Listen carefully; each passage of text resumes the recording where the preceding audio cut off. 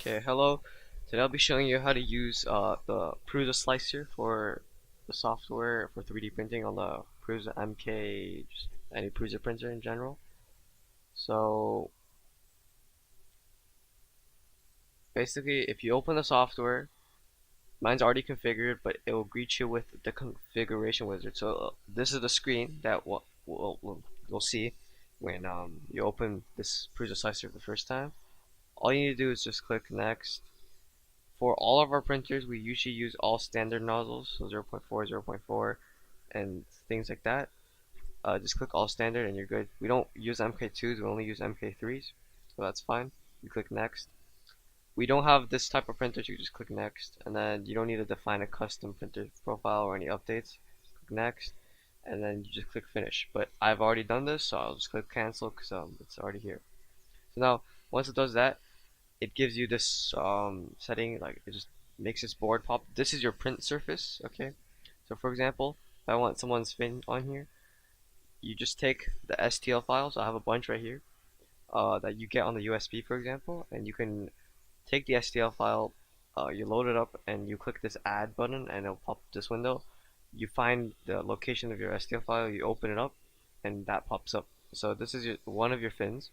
So if you install the software like before, it would be on the simple tab. Make sure it's usually on advanced. I don't think experts like you don't need it enough because simple advanced is just like for those key features that are usually needed. So the first thing I would say is so to make more objects, you can just click add, and it adds multiple instances of these objects.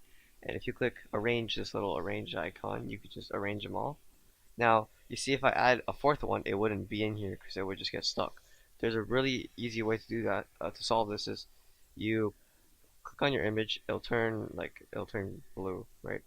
And then you click on rotate, which is this little symbol on the left.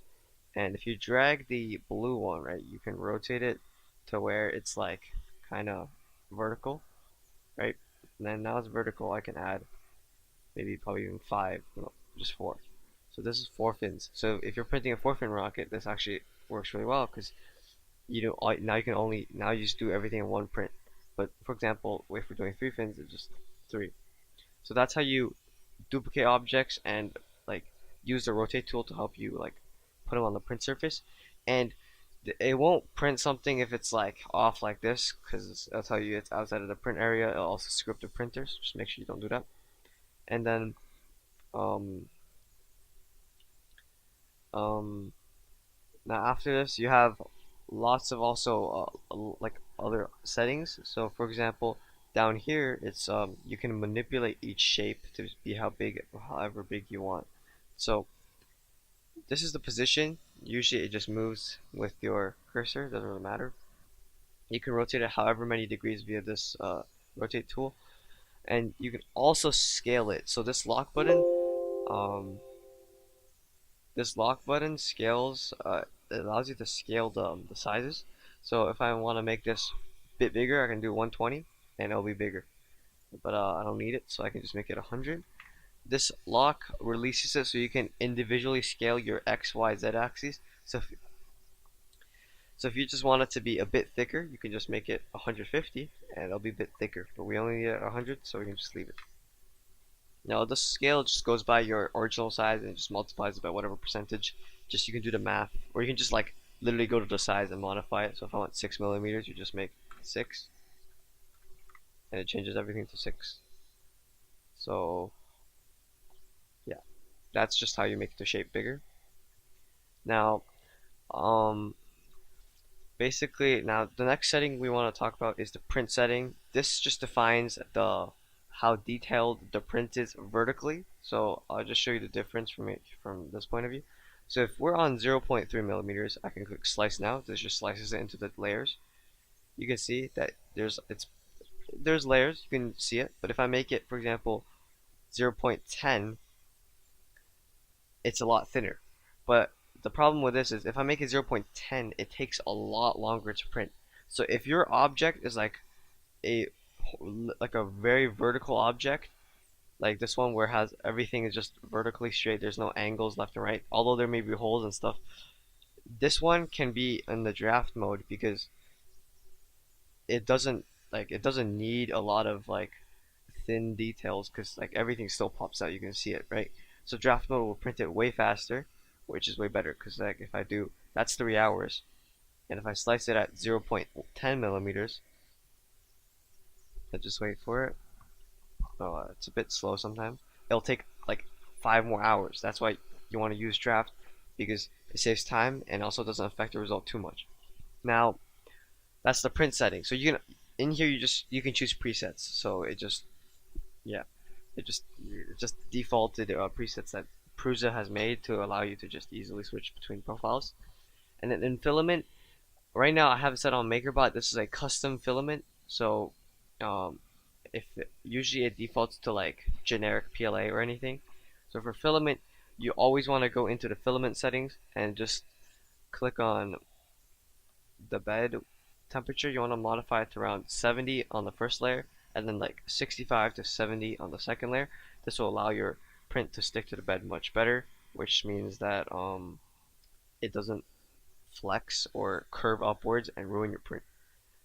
And then that's just your filament. So if you have a, for example, I have the setting here all laid out. You can just click the save button and it allows you to name it as like a filament. So I can just select MakerBot PLA next time.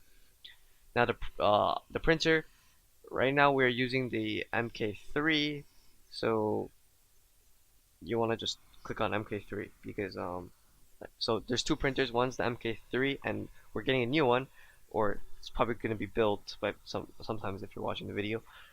The MK3S, which is the the black one with the gray parts on it. It's not the all orange one. It has the black bed. That one, you just want to select the MK3 or MK3S depending on the printer. This doesn't affect the settings too much. Now, the supports, so supports in short, I'll have to, I'll say talk support after, but infill, it just, it's like how much your shape is filled. So if we go in here, right, you see that it's just rectangles or squares that cover it, and it's not actually filled to 100% because we don't really need it to be a solid piece of plastic because it wastes a lot of filament, takes longer to print, and we don't need it to be as strong. So, for example, if I make it 10% infill, it would probably print even faster. So we'll save another 40 minutes because we don't need that much like strength in the structure unless you're like making like something that requires some strength. And then if we do like, for example, 100%,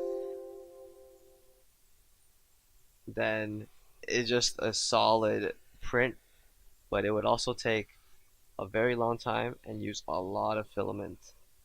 So you just want to make sure you do usually like I would say 5%. That's the good spot for 15 to 5.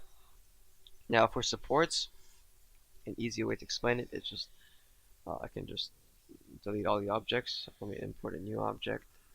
So if I use I think this one, yeah, okay. This is the one I made. If so right now it's vertical. You never want to put vertical first of all. So you want to rotate the x-axis by 90 degrees. Just, my bad. Can't type. So you just rotate. My bad. My bad. You basically just want to rotate this axis by 90 degrees. And now you're done rotating. So that's one of your fins. So as you can see here, let me just zoom in a bit. So we can talk about it. So basically, right here, you see how this part curves upwards into the air, and on a 3D printer, it doesn't print in the air. It always has to print off something, right? So the problem is, um, if we need it to be perfectly aligned, right? Okay, I kind of screwed this one up, so let me just re-import it. My bad. So just do this real quick. Uh, just rotate. We'll just select this one. This one. To 90 degrees. So if you're on the inside of the thing, it just locks in. So it's perfectly fine. So now we're on fine on the bed. So that was my bad last time. But now you see how it's like off the ground.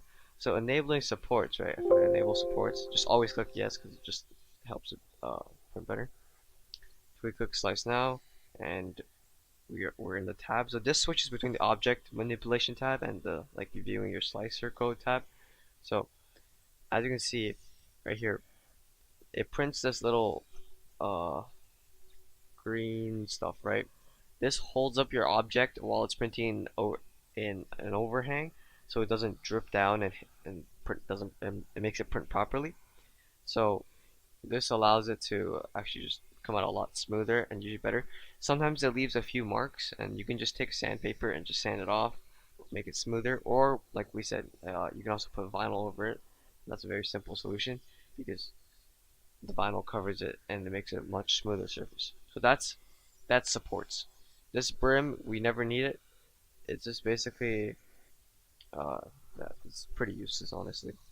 And that's basically it for a Prusa. So then after, for example, if I want to print this fin, you click export G code, you save it onto the SD card. So if I have my SD card inserted, for example, this is my SD card, I just save it in here, click save. I just click cancel because I don't need it, but click save, and then take the SD card, you go to the printer. If it doesn't show up with the screen, you use the knob and you go to print from SD. It will say like on the home screen, like just click X first and then go to print SD, and it should be the first file there. Like you want to know your file name, and then you want to just click on the little knob button, and then it allows you to print, and it'll start printing. So make sure you always put maybe 2 3 fins to make it efficient because time's always short. But yeah, that's it.